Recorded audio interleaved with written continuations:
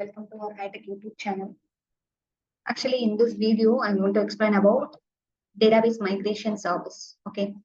So our action plan is we are going to migrate the database from one database to another database by using two services.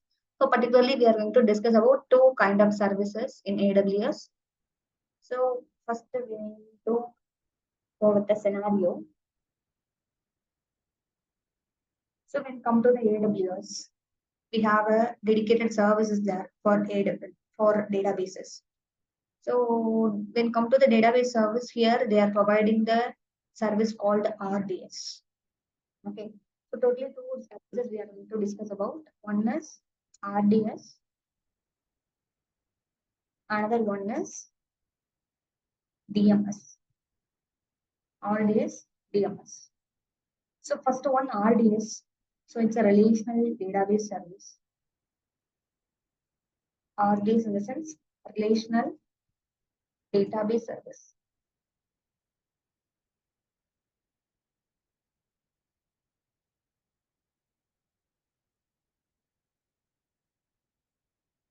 DMS in the sense database migration service. Database migration service. So totally two services we are going to discuss about this video. So first one, we can go and select the RDS. So first of all, why we need to select the, why we need to move the RDS service. So the reason is when come to the on-prem, okay, if you are going to build any application or develop something, so you have a database. So you should take care of your databases, everything like that. So you need to you need to write the query, you need to connect the database, everything you need to following everything. So whatever happened in your database, you are the responsibility. You need to take care of everything. So whatever the data uploaded, downloaded, anything like that. So when come to the cloud, okay, when come to the cloud, so AWS providing so many services. So that services, particularly database services in the sense it's an RDS service. So when come to the RDS, here the RDS need to support 7 types of engines.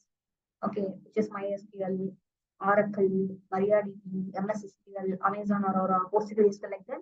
We have different types of engines. So by using the types of engine, we can able to migrate the database from one database to another database. This is action. So here, our ultimate aim is this is my source database. This is my source database.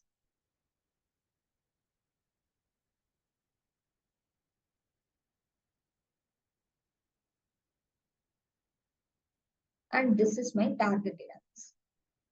So my source database I'm going to create in Mumbai region to be South 1. So here also I'm going to create a database by using AP South 1, Mumbai region. This is the source DB. This is the target DB. So now we need to migrate from source database to target database. So when come to the source database, I'm going to take a MySQL. By using MySQL, I'm going to create a source database. Here also same, by using MySQL, I'm going to create another database, which is target database. Okay, so totally both databases are available in the same region. Suppose your source database available in the one region, your destination, I mean your target database available in the region, but then we have another option is there when come to the DMS, the database migration service. So totally two services are there.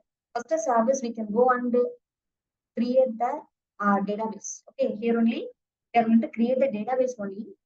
Okay, we are going to create the database only by using RDS. Then DMS. DMS, by using DMS service only, we are going to migrate the data from one database to another database. Okay, so now we can go and we can create the database. So let me log into the AWS console.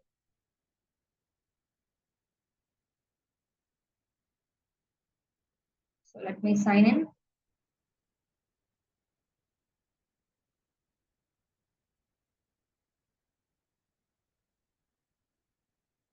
So I can go and I can create the RDS.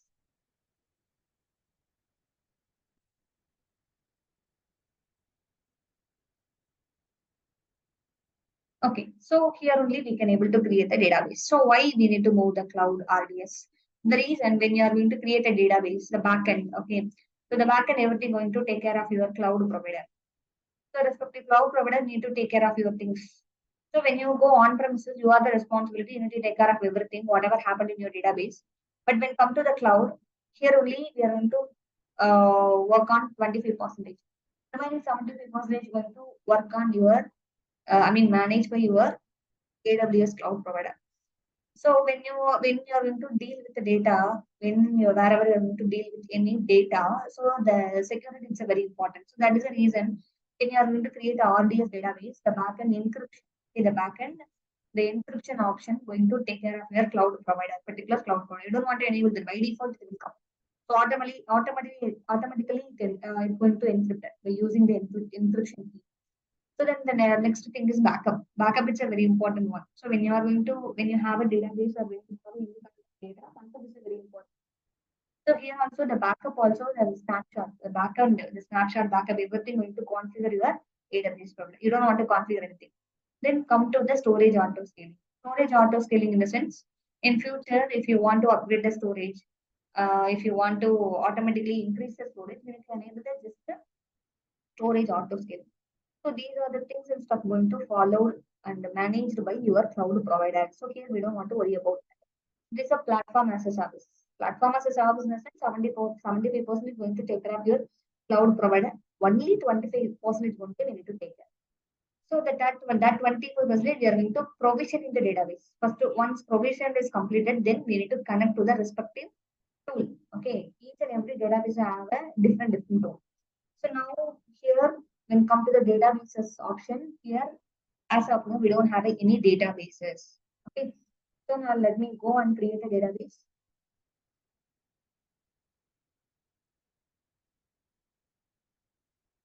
So when you are going to create a database, the first option will be standard create and easy create. So when you come to the first option, you set up all the configuration options, including ones for availability, security, backups, or maintenance. So actually, this is one of the option. So when you go CC creates, once you created your database, after that you can able to change anything. I mean, you can able to modify something. So that is something called easy create. So when you come to the standard create, here under the standard create, we can able to get engine options. So totally 7 engines. Amazon, Aurora, MySQL, Aurora PostgreSQL, and MySQL, MariaDB, PostgreSQL, Oracle, and MS SQL. So these are the engines. These are the databases going to support by AWS. Okay, here we can select anyone. We can use it as per the requirement. So now what I'll do, so let me select MySQL here.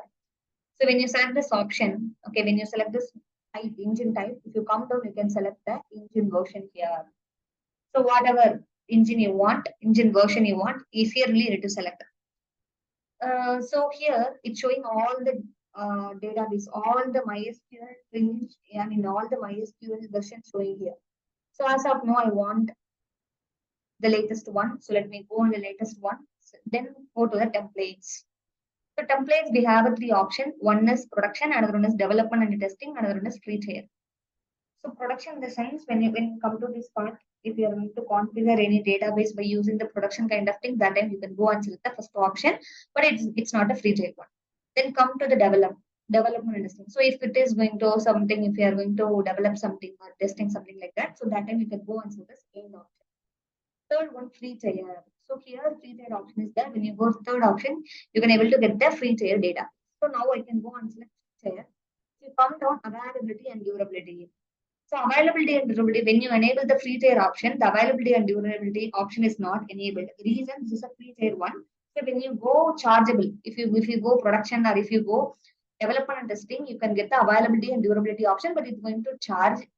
But the thing is, availability and durability in the sense, we have 3 options. Suppose I'm going to select development and testing in the sense, we have 3 options: multi-availability zone DB cluster, multi-availability zone DB instance, multi-availability zone single DB instance, like that. So multi-availability zone DB cluster in the sense, when you go first option, end of the creation, you can get cluster in the sense group of server. So that group of server going to available on the multi-availability zone. If it is one availability zone fail in the sense, you can get the same data in different availability zone. So then availability zone, I mean multi-availability zone, DB instance. Instance in the sense going to create a single database, multiple availability zone. Third one, single DB instance. Single DB instance, end of the creation, you can get the database in single DB, single availability zone. So totally three options there, but as of now, we can go and select the free player only. So then if you come down settings, here only we need to configure the settings, I mean database name, password and that. So now I can give the source database. This is my source database, source DB. Then here we need to give the username and the password. Why we need to give the username password? Because once your database is created, we need to connect the tool. So we need to connect the database. So that time we need a tool. That tool we need to give a username and a password, whatever you have selected. So we need to give correctly. So then only your database going to connected. So now let me give a username admin password. I can give any password.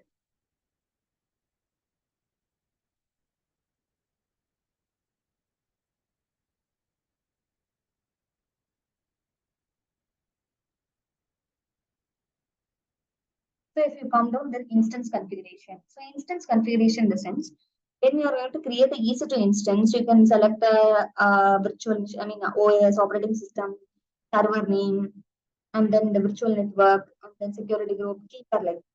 So instance configuration also we need to select T2 micro is a free tail eligible.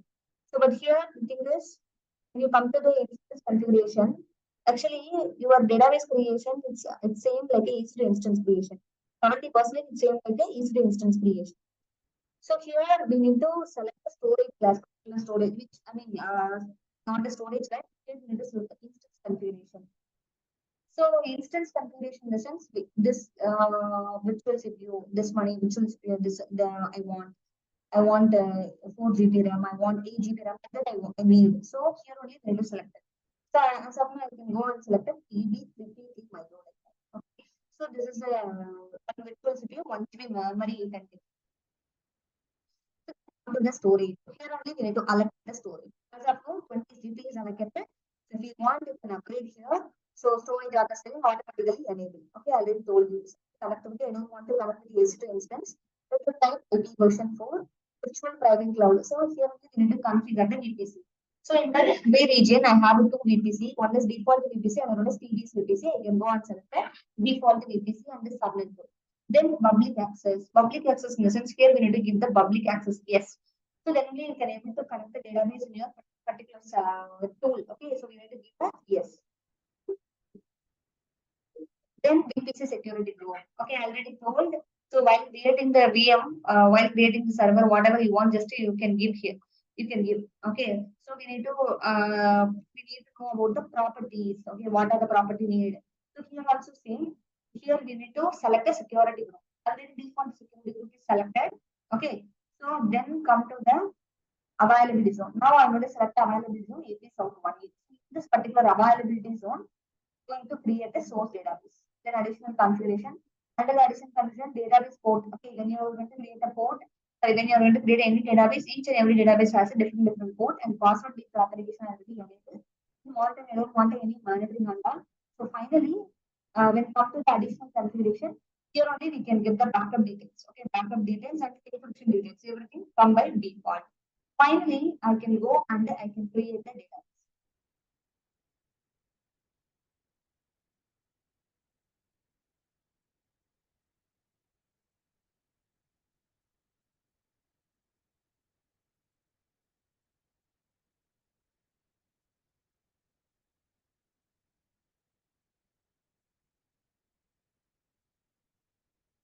So now it start to create.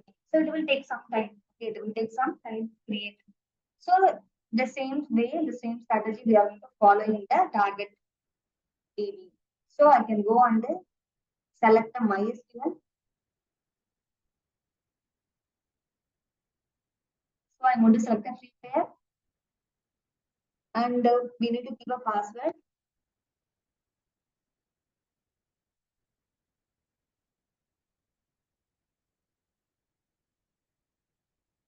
Then here we need to configure the hardware configuration. Then storage type. Okay, and allocated storage. Everything is already connected. So directly go and I can give yes one. So now also my target database also going to ready.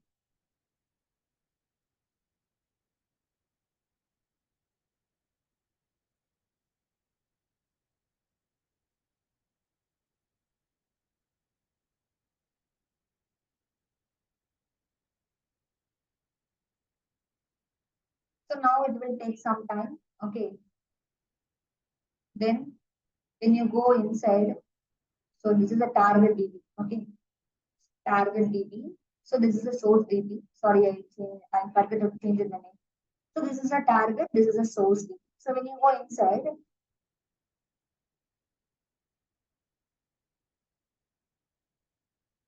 here we can get the summary. Okay, DB identifier, CPU, status. So end of the creation, you can get the endpoint. So by using the endpoint only, you can able to connect your database to the respective group. So before that, all of you need to know about the security group port numbers. So this is a MySQL database. So that is the reason we need to open the port number for our security group. So while creating the source DB and the target DB, already we have selected the security group. So that particular security group, we need to open the port numbers. We need to open the port numbers. So now let me go and select the dashboard.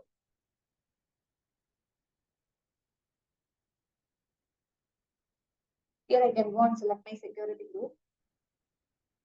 So let me go to the default security group. Go inside of security group, edit inbound rules. So the MySQL and Aurora. So 3306. It's a port number already opened. So now let me cross check my target database. Okay. So actually source DB available in AP South 1A, but this is available in the source different availability zone. So now what I'll do, I don't want this one.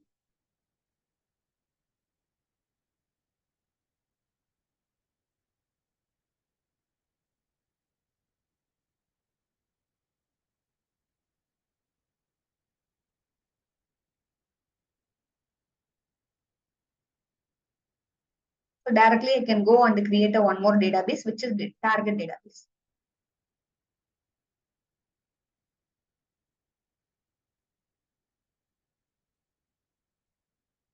So target database, target DB.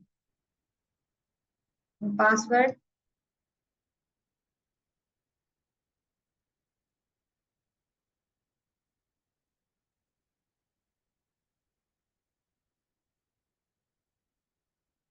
And here we need to select the default VPC.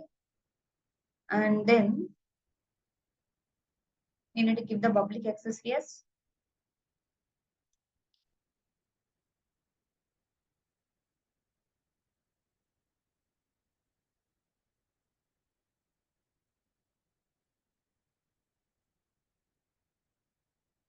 So we can go the free tier.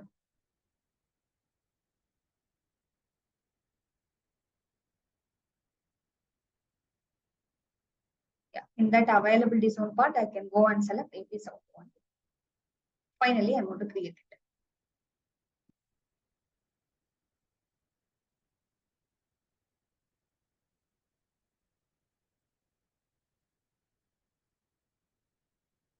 Okay, so now let me check my source DB. Okay, so in that source DB, I can get the endpoint. Okay, everything going to take a backup, everything the backend will to configured by AWS. So as of now, it's available in the AP South 1A. So here only we can get the details of my database. Okay, endpoint, port number, everything on that. So now we need to connect this tool. So now I want to open MySQL workbench. So let me open this. So here only we need to get the connections. So by using the endpoint, by using the username and password, we can able to connect the database. So here I can go and add a new connection. Okay. So the connection name will be source DB. Then here we need to configure the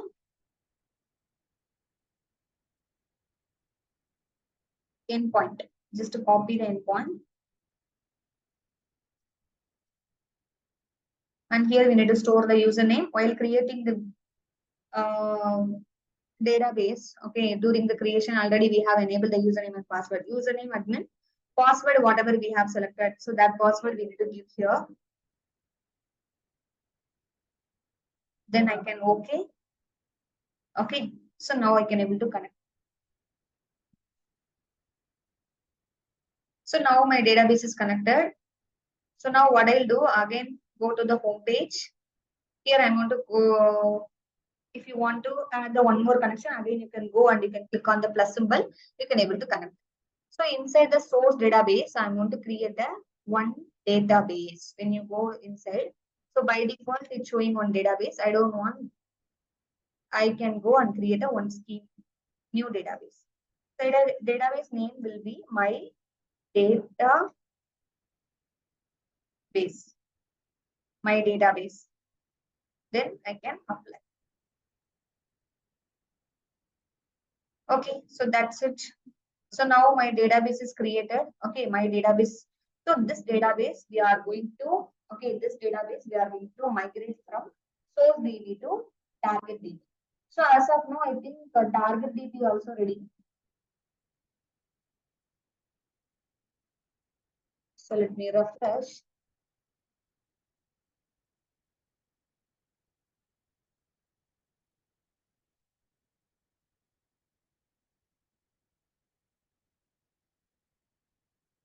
Yeah, so database 2 also ready.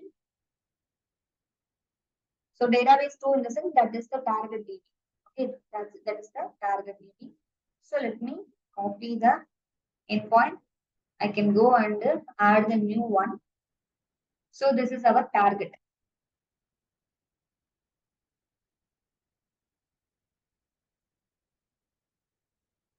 Username, admin, and password. Then okay. So now I can go and check my target DB. Okay. So in that target DB, we don't have any new database. Okay. So now we are going to migrate the my database. This my database available in the source DB. So from the source, we are going to migrate target DB. Okay. So when come to the migration, we are going to use the DMS service, database migration service. So by using the service only, we are going to migrate database from one source to another target. Okay. So when you go inside of your RDS, okay. So here, this is our source, this is our target. So both are available in the AP South 1A availability zone. Okay, guys. So this is all about RDS database creation. Okay. So and this is how we need to connect the database tool. So then we can go and we can configure the database migration service. Okay. So the next video, okay, I'm going to explain about database migration service and then what are the things and stuff we need to do by achieving the migration. Okay.